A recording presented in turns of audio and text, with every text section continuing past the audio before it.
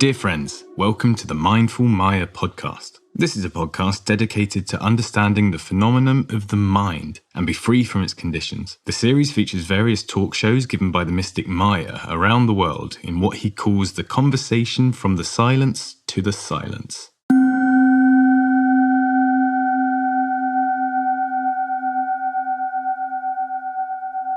Maya,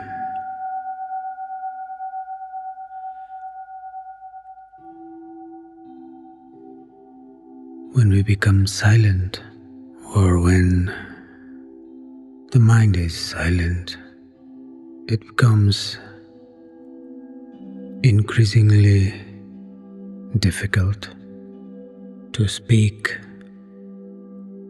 or let's say to bring out thoughts on any subject, because you see the thoughts arise from the ideas that the mind attaches itself to.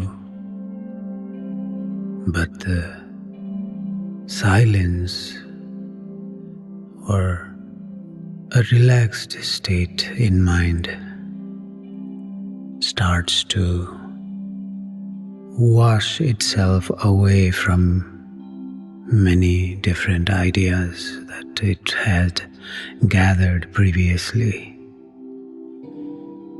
And you have also experienced this state of mind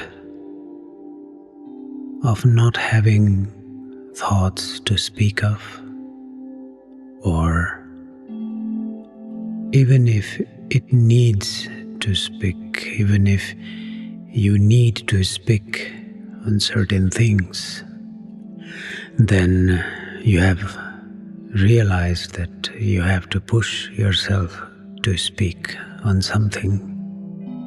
And pushing ourselves to speak on something while internally there is silence, it is difficult. It takes a lot of effort, and since there is emptiness inside, when you try to speak, it does not relate the originality of what you want to speak. Or even if you want to speak, the originality won't be there. It will be forced. In this way, the individual silent mind, it appears as if it is not useful for the society. It is definitely not useful for the group mind, because idea requires group mind to survive. Any sorts of stories, isms, all of these things require mind to survive. And yet here you are with this silent mind, not knowing what to do. And you have experienced this while meeting a friend or a lover or family member, mother, father, or siblings, and you have talked and talked and talked, and you've reached to this state where for a moment you don't know what to say, because you have been empty. But if there are two people talking, and one of them reaches to this empty state, and the other one has not reached to this emptiness, then they trigger another topic, and the conversation continues again. If somehow both of them reaches to this emptiness, and if both of them are okay to just sit in this silence, then there is a chance that both of them can enter into deeper state of meditation, of the internal eternal silence. However, there is always a chance that one or both of these people in conversation may feel this silence to be awkward, and forcefully one of them or two of or both of them a topic to speak about, and the silence is broken. This is one of the reasons why meditation and the exploration of the internal silence especially is an individual journey, because the presence of thought of someone else is already more than one person inside an individual, and when there is actually two persons in a room, then the room has already become a group, or more than one person is already a group.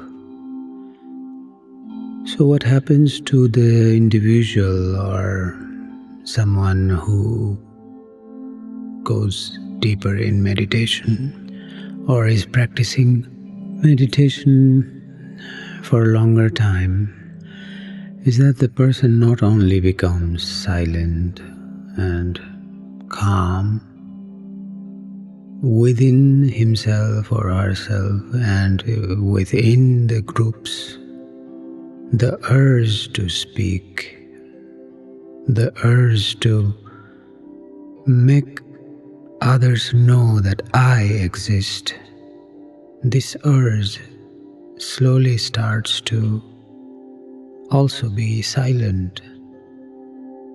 One of the way people want to vanish is because of a lot of problems associated with group life or social life, or a lot of sufferings related to stories, related to relationships, society, etc. And while it appears that this individual wants to vanish in that sense, and even if this individual went away from the society and vanished somewhere, the mind of this individual may still be at unrest. And when we leave everything, of course, we cannot leave the mind behind. And actually, the easy way is to just sit and watch the mind, basically meditate. And when this practice is continued, this individual can see the changes happen in the life. The calmness arises inside, and the calmness stays when with a group or without, when being with someone or when being alone. The silence, this peace remains. The urge to speak, the urge to share something forcefully from inside won't stay for very long, because you will start noticing that the less you speak, the more energy you preserve for yourself. And the more you have the energy to observe your internal world, to observe your internal mind, to observe how things affect you, both in terms of body and mind, and how you can bring about a balance of experiencing the life or experiencing any given situation. This state of calmness can only go on increasing. And in this way, even when present in a group, in events, you will still be silent unless there is something that you want to talk, that you want to share. It comes out of spontaneity without having to put a pressure on thinking about thoughts to share. And there is a chance that a societal or group mind won't understand this state, what you are at. Because the group mind can only understand a group mind. For a group mind, either you are with the group with the same idea or opposing idea. The group mind only understands, or let's say as if it appears as if the group mind only understands duality, two states of duality. And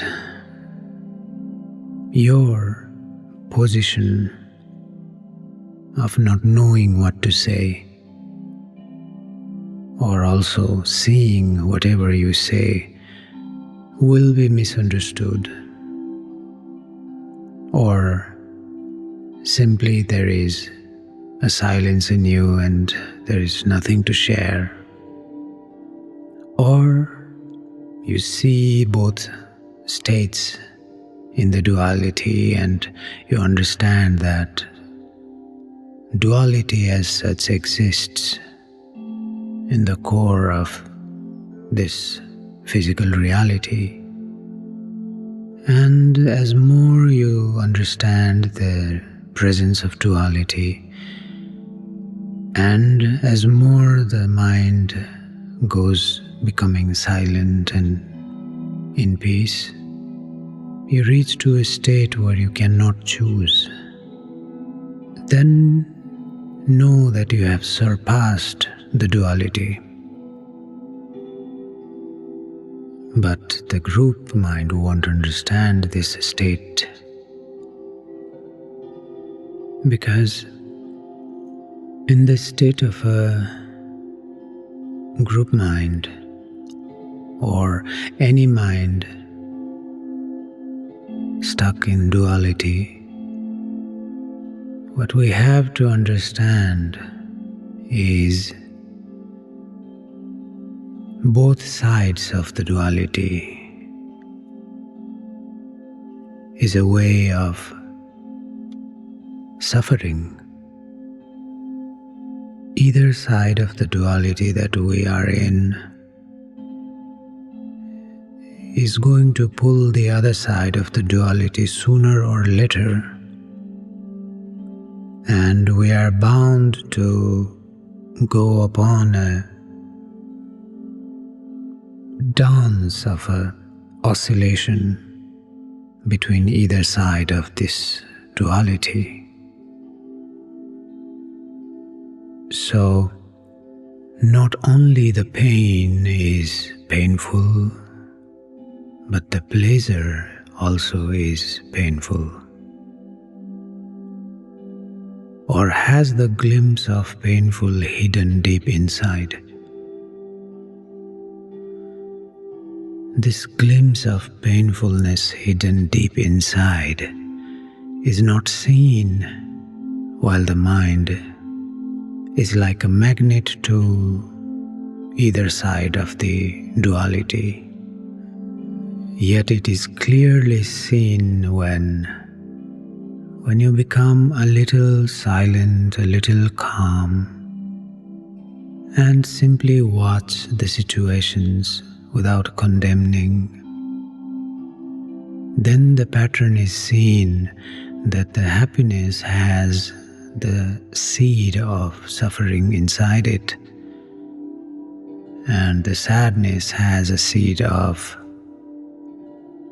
joy and celebration and happiness inside it. And when we see the situations where we humans feel joy of having hurt someone who opposes our group or our identity or our ideology, there is certain joy, although it is a loss of a human being, or it is a painful thing to see. Yet there is a hidden pleasure in it. And when people on the side of our side of ideology, group, isms, get hurt, then we get hurt. Because we think our ideology got hurt, it's more painful than getting a physical harm personally. And the other side, in this case, feels pleasure of having harmed us. And as you go more inside yourself and have found your internal serenity and peace, it seems super foolish to do that. It seems completely not understandable why we humans, or why the human mind divides itself into different ideologies, different groups. And it becomes apparent that this division of me versus you, us versus you, them, is what is causing all the problems.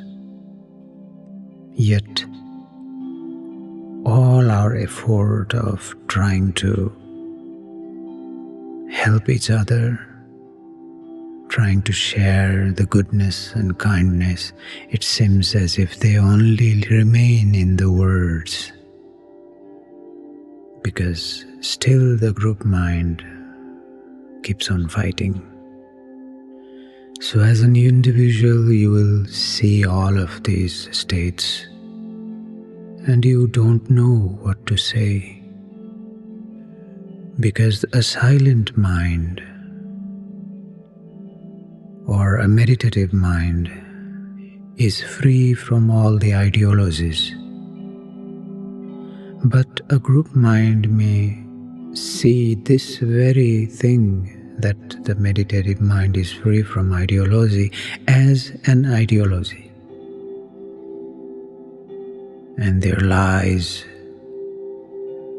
a potential danger of the group mind not understanding an individual free mind. And yet, a meditative mind perceives it, understands the pain, the suffering of a group mind, yet can't do anything about it, Because as a silent and calm individual state of serenity, you understand that it needs to be each and every individual in the group individually attaining to this internal peaceful state to actually make any everlasting effect on the compassionate state of human existence. It cannot be given as a group, or it cannot be given to a group. Even if it is given to a group, it is still all the individuals in a group going inwards themselves individually. And with our sessions, I've seen that not everyone in the group is somehow interested to go inwards. And of course, we cannot force this internal state or force anyone to go inside and watch and be silent and watch. That would be yet another form of violence. So, when you start to see these things, all you can do is keep on giving to whoever may be ready and whoever may receive. But you have to keep on giving to anyone that arrives to you, and simply wish with all your love that this person can see inside individually and reach to this state of internal peace. And when anyone reaches inside, which has happened in our sessions, that many of our friends have entered and seen what lies beyond stories. What is it that goes away when we fall asleep, deep sleep without dreams, when the mind becomes silent? And they have seen and experienced it. Yet we can't physically give this to anybody. They have seen it and experienced it because they wanted to learn something about themselves.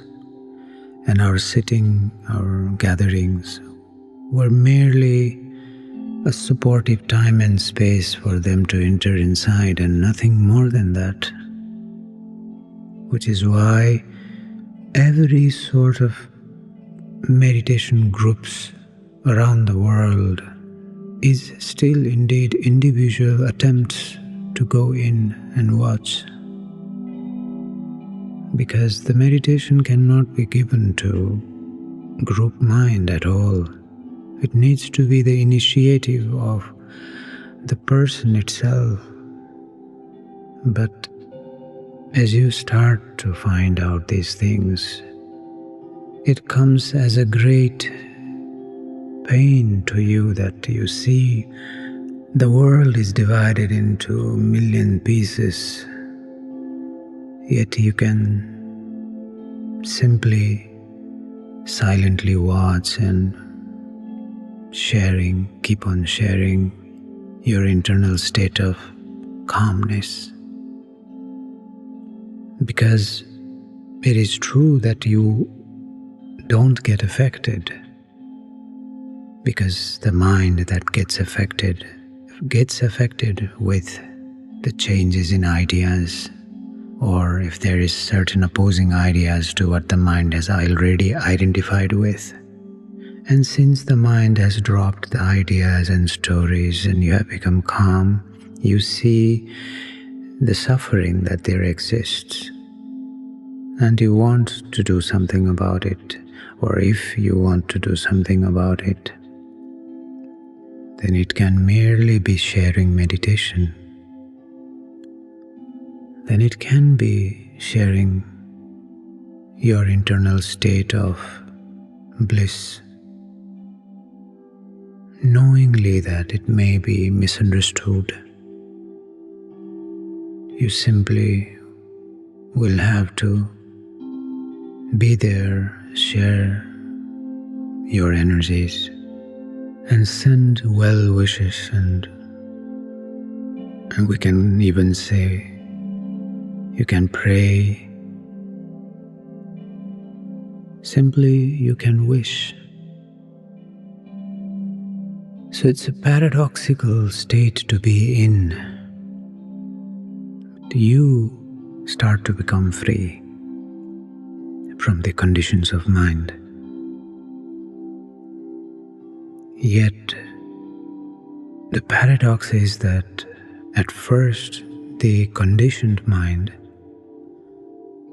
does not understand the state of unconditional being of mind because of lots and lots of stories that the mind has identified itself with. And the more this mind becomes unconditionally free, the more it goes through the phases of seeing all the bondages that it had, and upon clearing out all these bondages, or the idea that it was bound by different things, different situations, circumstances, the more it frees itself from these, the more it understands that it was simply a play that the mind was doing. Then you also understand why all this suffering. Then you also understand the need of why a mind goes through suffering. Then you also understand how a mind can be silent and achieve peace. Then you also can understand why and only an individual mind can go and find peace and not a group mind. I don't know yet how to properly explain what I have tried my best to explain today. And also, the more I try to use different words and analogies and examples, the more I see that I can't make it understand fully.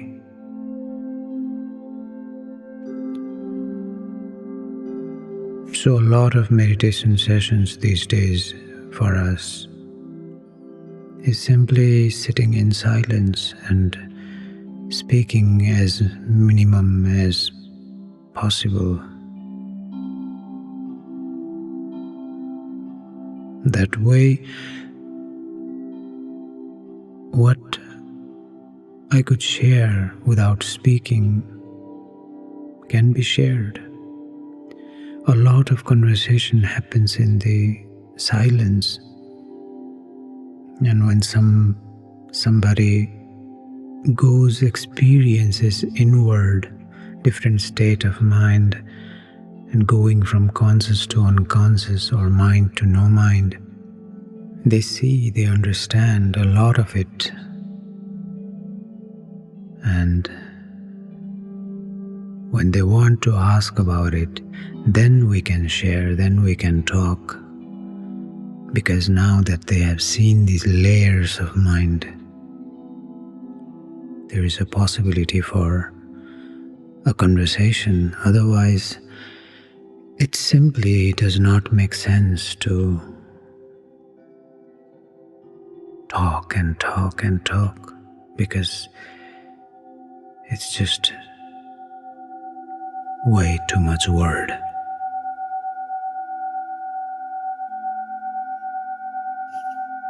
Let's meditate. Dear friends, we want to publish these life-changing conversations as a book, and for that, we need your help. Please leave your thoughts on our Facebook page, Maya Satsang, and also share this podcast with your friends. Every thought is valuable, and every share counts.